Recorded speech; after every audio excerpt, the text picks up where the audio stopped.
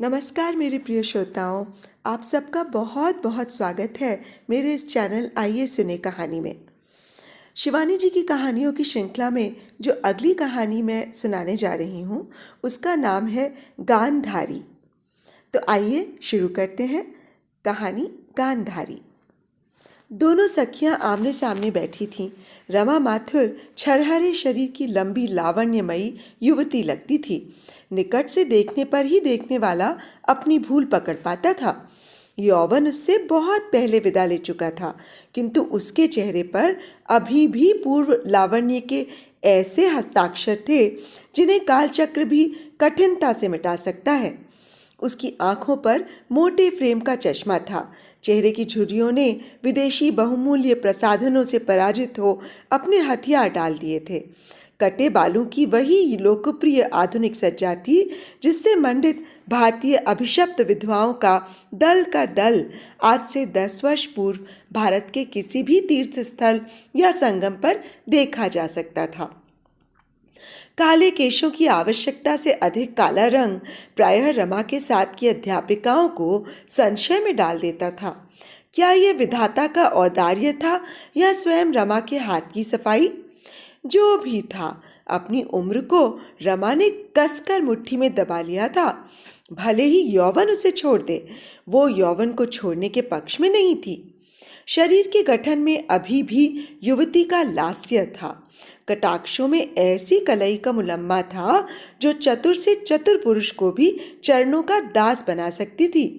उसकी 20 वर्ष की लंबी नौकरी ही आज उसकी सबसे बड़ी शत्रु बन गई थी।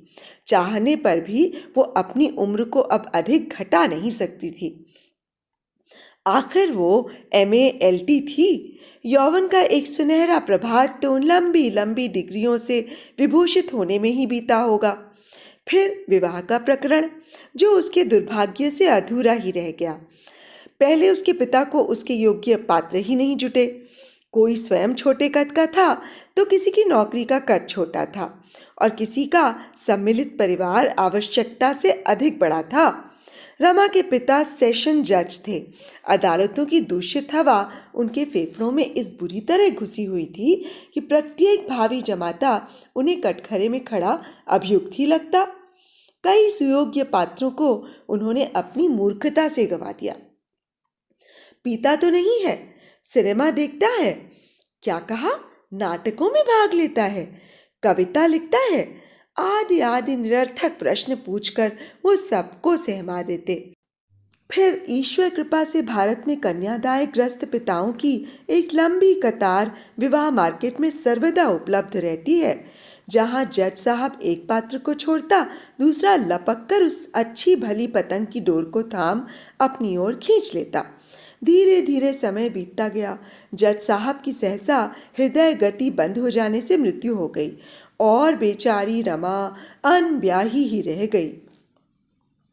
रमा ने नौकरी कर ली। विलंबित कौमार्य के कृष्ण मेघ ने उसके सुकुमार चेहरे को पूर्णतया घेर लिया था, किंतु उसने अपने बचे खुचे सौंदर्य मूलधन को जन्मजात कृष्ण की भांति ही सेध कर रखा था। वो विदेश से सैकड़ों रुपया खर्च कर भांति भांति के सौंदर्य प्रसाधन, लेप प्रलेप मंगाती रहती थी। उसके पिता बहुत रुपया छोड़ गए थे और कोई था नहीं, करती भी क्या। एक आध दूर के रिश्ते की बुआ और ताइयों ने उसके साथ काशीवास कर मृत्यु समय तारक मंत्र श्रवण करने की इच्छा भी प्रकट कर दी थी, किंतु रमा ने अपने छल बल के झाड़ से उन स्वार्थी आत्मीय स्वजनों को झाड़ झूड़ कर झटक दिया था। वो अकेले ही भली थी। फिर अब अकेली भी तो नहीं थी। पिछले 3 वर्षों से उसकी सहपाठिनी रीना राणा का स्थानांतरण भी उसी के विद्यालय में हो गया था। न जाने के अंधेरी सी गली में एक बंगाली परिवार के साथ पेइंग गेस्ट बन बेचारी रहती थी। खींच खांच कर रमा उसे अपने बंगले में ले आई थी। बंगला भी तो उसका लाखों में एक था। तब से दोनों सखियां एक साथ ही रहने लगी थीं। सह अध्यापिकाओं ने ईर्ष्यावश रीना राणा को व्यंग्य बाणों से बींध भी दिया था, किंतु वो हंसमुख युवती तो जैसे चिकना खड़ा थी। इधर उसका झुकाव संत समागम की ओर निरंतर बढ़ता जा रहा था। सोने के लॉकेट के बीच वो अपने उन स्थूल काय गुरुजी की फोटो लगाए रखती जिन्होंने उसे गुरु मंत्र दिया था, और हाथ में पहनती थी ओम लिखी मीनाकारी की एक भद्दी सी अंगूठी। कभी कभी वो भारत के तीर्थ दर्शन की लंबी यात्रा पर भी अपनी गुरु बहनों के साथ निकल जाती और उसकी सखी रमा बुरी तरह चिड़चिड़ाने लगती। ये सब तुम्हारा फ्रस्ट्रेशन है रीना, क्या ढोंग करती हो ये? सच बताना, क्या तुम्हें ये सब अच्छा लगता है? ठीक ही तो कह रही थी रमा। उसे सचमुच ही कभी अपनी सजी सवरी नियम आदेशों से बंधी जिंदगी डंक मारने लगती। समय से उठना, नहाना धोना, गिनकर 108 बार मंत्र जाप, फिर कलफ में सधी साड़ी पहनकर विद्यालय जाना, वहाँ कुंठाग्रस्त परिवेश के पोखरे में दिन भर डुबकियां लगाना और संध्या को अपने और अपनी सखी के सजे बंगले में लौटकर लड़कियों की कॉपियां जांचना। कैसा नीरस जीवन था उसका और रमा का। प्रत्येक वस्तु नियत स्थान पर सजी, न कहीं धूल और न धब्बा। ये भी कैसा क्रूर फौजी अनुशासन है, वो मन ही मन सोचती। क्यों कोई बच्चों की चंचल टोली आकर उनकी बैठक की रंगीन सज्जा को अपनी धमा चौकड़ी के झंझावात से झकझोर नहीं देती? क्यों कोई गृहस्थी स्त्रियों की मंडली उन्हें घेर कर गृहस्थी के रंगीन कथानकों का जाल नहीं बिखेर देती? इधर उधर की बातें, किस बहू को अपने से दुर्व्यवहार किया, किस सास ने अपनी बहू को अपने पुत्र का शत्रु बना दिया।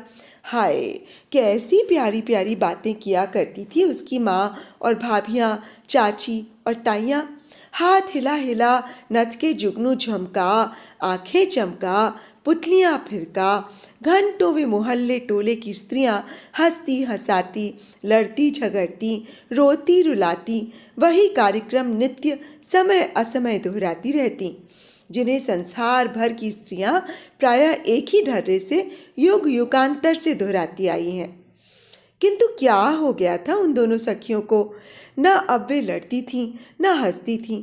एक साथ बैठे बैठे कभी घंटों बीत जाते। खाने बैठती तो चुप कर उठ जाती। सिनेमा देखने का प्रस्ताव तो दूर, कभी बाहर टहलने का प्रसंग भी भूल से नहीं छेड़ा जाता। स्त्री सुलभ कुतूहल, हास परिहास, नोक झोंक, सब दियों की ज्योति बुझ गई थी। जल रही थी केवल एक पुष्प, घृत ज्योति, ईर्ष्या और द्वेष की। 20 वर्ष की मैत्री की नाड़ी सहसा ल्यूकेमिया के मरणासन्न रोगी की नाड़ी की भांति चेतना खो रही थी। मृत्यु आसन्न थी। दोनों कभी लुक छिप कर एक दूसरे को कनखियों से देखती और पकड़े जाने पर ऐसे सहम कर आंखें फेर लेती जैसे कोई पाप कर रही हूँ।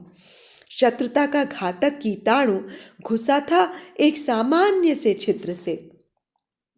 एक दिन उठते ही दोनों ने देखा सामने खड़ी सेठ राम रतन की ऊंची हवेली की खिड़की खुली है। वर्षों से बंद ये हवेली क्या सचमुच आबाद हो गई थी? उन दोनों के कुतूहल का अंत नहीं था। पता नहीं कौन था गृहस्थ या उन्हीं की बिरादरी का कोई बैरागी। लेकिन यह स्थिति अधिक समय नहीं चली।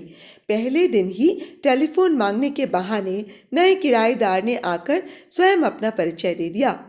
वो जयपुर विश्वविद्यालय में प्राध्यापक था। विदेश से लौटने के पश्चात भारत के विभिन्न विश्वविद्यालयों को अपने चंचल चरणों की पावन धूलि से पवित्र करता हुआ कुछ दिन से जयपुर में था। यहाँ विश्वविद्यालय की मौखिक परीक्षा लेने आया हूँ। गृहस्थी मेरी है नहीं, स्वच्छंद पक्षी की उड़ान है। मिस माथुर, क्षमा कीजिएगा, आपका नाम मैंने नेम प्लेट पर पढ़ लिया था। वो निर्लज्जता से हंसा तो रमा के जी में आया उसकी बत्ती सी भीतर कर दे। पुरुष उसे स्वभाव से ही प्रिय थे, किंतु उस कदर्य व्यक्ति की कैची सी चलती जिह्वा उसे नहीं रुची। यदि बिना बोले केवल टेलीफोन कर क्षमा मांग वो दबे पांव चला जाता, तब वह उसे सिर आंखों पर बिठाती, पर वो तो बिना बुलाए ही मेहमान बना घुस आया। इसी से रमा बिदक गई। देखा रीना, गोबर लगे जूतों को मुआ पोंछ लेता तो क्या बिगड़ जाता? मिर्जापुरी कारपेट का सत्यानाश कर गया, वो बड़बड़ाई। पर रीना बड़ी प्रसन्न थी। उसे उस छोटे मोटे होंठ वाले काले नाटे व्यक्ति की केवल वही बात पसंद आई थी। कैसी बेतकल्लुफी से वो अपने गोबर सने खुरों की छाप छोड़ गया था। जैसे मस्ती से झूमता अरना भैंसा हरी भरी फसल चरमराता किसी खेत के बीच से गुजर गया हो। दूसरे दिन से मस्त भैंसे ने उसकी सुरुचि संपन्ना सखी को और भी भड़काना शुरू कर दिया। कभी वो बरामदे में ही केवल एक तौलिए की लुंगी लगाए हठ योगी साधु की भांति प्राणायाम खींच घंटों पद्मासन लगाए बैठा रहता। खिलवाड़ में रमा को रीना छेड़ भी देती। हाय, बेचारा योग की पुस्तकें पढ़ रहा है, अवश्य ही कोई योग भ्रष्ट साधक है रमा। झाड़ू मारूं इस ढोंगी साधक की खलवाट खोपड़ी पर। रुक, मैं अपनी दूरबीन ले आती हूँ, देखूं क्या पढ़ रहा है। वो भागती हुई दूरबीन ले आती और फिर देखते ही अपनी सखी को भीतर खींच हंसते हंसते लोटपोट हो जाती। कहा था ना मैंने, पतंजलि की योग दर्शन के नीचे फिल्मी पत्रिका छिपा हजरत आंखों आंखों में सायरा बानों को पी रहे हैं। ये अंधेड़ कुंवारे तो मुए रंडुओं से भी गए बीते होते हैं रीना। खबरदार, गज भर की दूरी बरतनी होगी इससे। गज भर की दूरी बरतने की नौबत ही नहीं आई। योग दर्शन के अत्यधिक सेवन से बेचारे प्राध्यापक को स्वयं ही अपच हो गया। एक दिन दोनों सखियां उठीं तो सेठ जी की हवेली के द्वार पर वही पुराना जंग लगा ताला लटक रहा था। काश वो ताला लटका ही रहता, पर उसे तो अब दोनों सखियों की 20 वर्ष पुरानी मैत्री के द्वार पर लटकना था। लिहाजा वो फिर खुल गया। बरामदे में फिर कुर्सी डल गई। रीना रीना, भागकर आ, लगता है साधक जी फिर आ गए। देखती नहीं, उसी की कुर्सी है। रमा बच्ची सी किलक उठी। सहसा दोनों की बोलती एक साथ बंद हो गई। एक सौम्य आकृति का लंबा चौड़ा युवक उनकी ओर पीट कर बैठ गया और अपने नाखून काटने लगा। रीना ने अपने गुरुदेव की फोटो का लॉकेट दांतों में दबा लिया। उत्तेजित होने पर वो प्रायः ही ऐसा किया करती थी। रमा सखी का कंधा पकड़कर झुक गई। हाय, कितना हैंडसम है, कैसे लहरदार चिकने बाल हैं। ठुड्डी में डिंपल देखा। सचमुच ही उस सुदर्शन युवक का गौरवर्ण किसी विदेशी आयरिश की सी लालिमा से रंजित था। वो एक के बाद एक सिगरेट फूंकता बिना उन दो सखियों की ओर देखे धूप का प्रचुर सेवन कर रहा था। शायद वो नारी हृदय का मंजा जौहरी था और ये भली भांति जानता था कि एक बार भी मुड़कर देख लेने पर वो अपना समस्त आकर्षण गंवा बैठेगा। नारी को पुरुष की उदासीनता ही अधिक बांधती है। फिर तो दोनों सखियां लुक छिपकर उसे ही देखने लगीं। 3 ही दिन में दोनों प्रौढ़ा सखियों की आयु के 10-10 वर्ष स्वयं उनकी काल्पनिक गणना ने घटकर पुराना योगफल मिटा दिया। जीवन की काली स्लेट पर फिर यौवन के जादुई अंक लिखे जाने लगे। पहले दोनों बिना एक दूसरे की राय लिए कपड़ा भी नहीं पहनती थीं। अब चुपके चुपके दोनों नई नई शोलापुरी साड़ियाँ खरीद लाई। एक ने जूड़ा खोलकर 2 चुटियाँ लटका ली, दूसरी ने ओम लिखी अंगूठी उतार दी, एक ने चोटी में गुलाब लगाकर आंखों ही आंखों में पैतरा बदल लिया, तो दूसरी ने अकारण ही बरामदे के सारे काल्पनिक मकड़ी के जाले झाड़ कर रख दिए। एक आध बार शायद जानबूझकर ही 2-3 निर्दोष गमले भी गिराए गए। फिर अचानक दोनों सखियों से रहा नहीं गया। एक ही नदी की बिछड़ी बट गई 2 धाराओं की भांति दोनों फिर मिलकर एक हो गईं। क्यों ना मिलजुल कर ही मोर्चा बांधा जाए। हाय रीना, तूने बेकार ही गमला तोड़कर रख दिया, रमा ने हंसकर कहा। हट, मैंने कहाँ तोड़ा, कहकर रीना ने षोडशी कुमारी की भांति हंसी की फुलझड़ी छोड़ी। क्या कर रहा है ये उजबक, रमा सखी के कान के पास मुंह ले जाकर फुसफुसाई। राम जाने, जा अपनी दूरबीन ले आ। 3 गमले फोड़कर भी रीना हथियार डालने को तैयार नहीं थी। देख रीना, क्या बढ़िया स्वेटर पहने हैं, क्या पता बीवी ने बुना हो, रीना ने हंसकर कहा। मन ही मन उसे इस 3 दिन के सामान्य से परिचित युवक के प्रति अपनी सखी का आकर्षित होना कुछ अच्छा नहीं लग रहा था। ये भी ठीक था कि वो स्वयं बेबसी उसी आकर्षण की डोर से खींची चली जा रही थी। बीवी, रमा ने अविश्वास से हाथ की दूरबीन मेज पर पटक दी। हारी हाँ, तू क्या सोचती है, वो अभी तक उस मूर्ख योगी की भांति हमारे लिए कुंवारा बैठा होगा। कम से कम 30 का तो होगा ही। गौर से देखती क्यों नहीं, धूप का चश्मा लगाए है, नहीं तो मैं पुरुष की आंखें देखकर चट उनकी उम्र पकड़ लेती हूँ। पर क्या गजब की पर्सनालिटी है रमा, देखकर भूख भागती है। अवश्य ही ये पुलिस या फौज में होगा। हमारे विभाग में तो ईश्वर ने छांट छांट कर कामदेव बिठाए हैं। रीना ने अपने निर्णय के मौखिक समर्थन के लिए सहेली को उकसाया। रमा के दिल में रीना के द्वेष की छुरी घप से बहुत भीतर तक धंस गई थी। हाय हाय, वो तो मन ही मन अपना स्वयंवर रचा इस अदृश्य मूर्ति के गले में माला डाल संयुक्ता बनी उसके काल्पनिक अश्व पर आरूढ़ा हवा में सर पट उड़ी जा रही थी कि रीना ने अचानक लगाम खींचकर भूमि पर लुढ़का दिया। चल रमा, भीतर चलें। हम दोनों अपने इस बरामदे से नीचे भी कूदेंगी, तब भी शायद ये हजरत टस से मस नहीं होंगे। नहीं रीना, आज चाय भी यहीं पी ले, देखे कब तक नहीं देखता।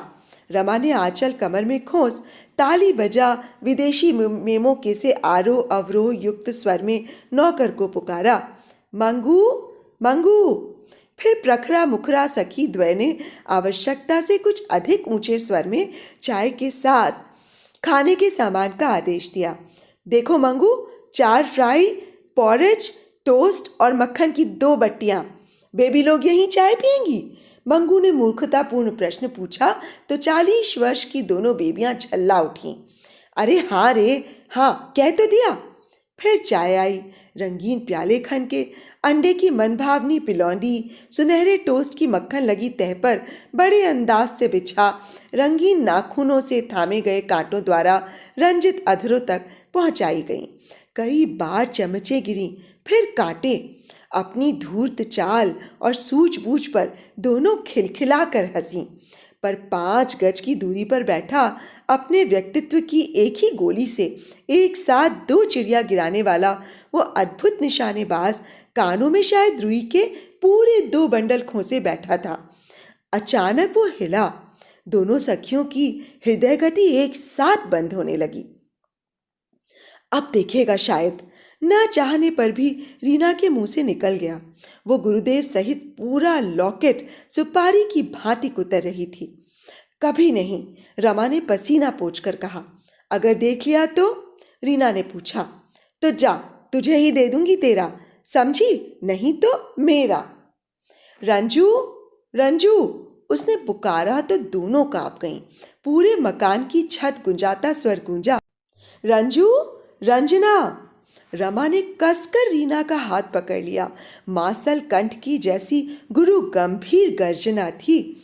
उसने एक बार फिर अपने कंठ के नगाड़े पर स्वर का हथौड़ा पीटा और एक तार सी लंबी सांवली युवती गोद में गोल बटोल बच्चा लेकर आई। लो, थामो इस दुष्ट को, मैं सूटकेस बंद कर लूं। ले जा पापा के पास। उसने बड़ी लाड़ से बच्चे को चूमा और उस व्यक्ति की गोद में डाल दिया। फिर वो एक सूटकेस खींचकर वहीं ले आई। कपड़ों से अटे मुंह बाए सूटकेस पर वो बड़ी निर्ममता से उकड़ू होकर बैठ गई और अपने भार से सूटकेस का खुला मुंह बंद कर ताला ठोक दिया। आप इसे लिए रहिए, मैं सामान उतार दूं। रिक्शा आ गया है, 3 बज गए हैं, 3:30 बजे तो हमारी गाड़ी छूटती है। वो सूटकेस लटकाकर चली गई। चंचल बालक रबर की चूसनी चूस रहा था। अचानक पिता का चश्मा देख उसे किलक कर खींचने को हाथ बढ़ाया तो चूसनी नीचे गिर पड़ी। वो चीख चीख कर रोने लगा। अब तक दोनों सखियां जैसे किसी मनोरंजक चलचित्र का सबसे सनसनीखेज दृश्य देख रही थीं। दोनों की विलुप्त वाणी एक साथ लौट आई। कितनी बदसूरत पत्नी है, पर कितना सुंदर बालक। रीना ने एक लंबी सांस खींचकर कहा। अपने बाप पर गया है एकदम। कितना रो रहा है, पैरों के पास ही तो चुसनी पड़ी है। क्या टटोल रहा है उसका पापा। इतने ही में बच्चे का रोना सुन माँ आ गई। क्या हो गया? अरे ले, उसने कहकर चुसनी आंचल से रगड़ बच्चे के मुंह में लगा दी और पति की बाह थामकर बोली, चलिए आपको रिक्शे में बिठा दूं, अभी घर भी तो बंद करना है। हाय राम, ये तो अंधा है। रमा रीना का हाथ छोड़ कुर्सी पर बैठ गई। वो युवती पति को रिक्शे पर बिठाकर बरामदे का द्वार बंद करने आई तो सहसा उसकी आंखें सामने खड़ी दोनों सखियों से 4 हो गईं। नमस्कार, उसने हंसकर कहा। देखिए ना, कैसी हड़बड़ी में रहे कि आपसे मिल भी नहीं पाए। सिन्हा मामा जी तो आप दोनों की इतनी प्रशंसा करते थे। पिछली बार जयपुर से आए थे ना। डॉक्टर सिन्हा आपके मामा हैं क्या? रीना ने पूछा। जी नहीं, मेरे पति के मामा हैं। उन्होंने ये हवेली अभी अभी खरीदी है। मैं अपनी ननद के लड़के के मुंडन पर आई थी, देहात गई थी, कल ही आई। आपके पति की आंखों में क्या कुछ तकलीफ है?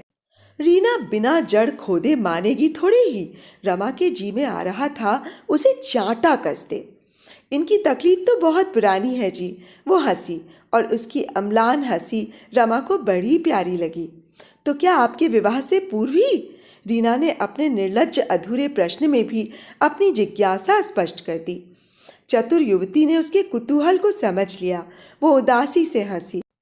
हाँ, मेरी सगाई होते ही एक वायरस इन्फेक्शन में इनकी दोनों आंखें जाती रहीं। अच्छा, अब चलूं, देर हो रही है। उसने नमस्कार की मुद्रा में अपनी हथेलियां जोड़ी भी नहीं थीं कि कुतूहल प्रिया रीना ने अपने क्रूर प्रश्न की अंतिम गोली दागी। क्या आपका परिचय इनसे विवाह से पूर्व का था? प्रश्न स्पष्ट था, अर्थात ऐसे सुदर्शन व्यक्ति को विवाह के पूर्व हृदय सौंपकर क्या आप समय रहते वापस नहीं ले पाई? नहीं। सरल स्वच्छ स्मित से उसका सांवला चेहरा दीप्त हो गया। हमारे समाज में तो पति से परिचय विवाह से पहले नहीं, बाद ही में होता है। फिर मैंने तो कभी नाम भी नहीं सुना था इनका, पर जब सगाई हो ही गई थी तब तोड़ने से लाभ ही क्या था? मेरे पिताजी की भी इच्छा नहीं थी कि ये विवाह हो, मैंने ही जिद की। अच्छा, अब चलूं? वो द्वार बंद कर चटपट सीढ़ियां उतर गई। रमा को लगा वो तार सी लंबी सांवली युवती बदसूरत नहीं, संसार की सर्वश्रेष्ठ सुंदरी है। अंधे विवश पति का हाथ थामने के लिए उस त्यागमयी गांधारी ने स्वेच्छा से ही अपनी आंखों पर पट्टी बांधी थी। दोनों सखियां सोच रही थीं, वे दोनों कितनी तुच्छ थीं, कितनी तुच्छ। तो अभी आप सुन रहे थे गौरा पंत शिवानी जी द्वारा लिखित एक कहानी गांधारी। दोस्तों, इस कहानी से हमें ये शिक्षा मिलती है कि बाहरी सौंदर्य ही सब कुछ नहीं, अंतः मन का सुंदर होना अत्यंत आवश्यक है। दोस्तों, यदि आपको मेरा वाचन पसंद आता है और कहानियों का चुनाव पसंद आता है तो प्लीज़ मेरे इस चैनल को सब्सक्राइब कर लीजिएगा और मेरी कहानियों को लाइक और शेयर और हाँ, बेल आइकन ज़रूर दबा लीजिएगा। इससे आपको मेरी आने वाली कहानियों की नोटिफिकेशंस भी मिलती रहेंगी। तो आप मुझे इजाज़त दीजिए। नमस्कार।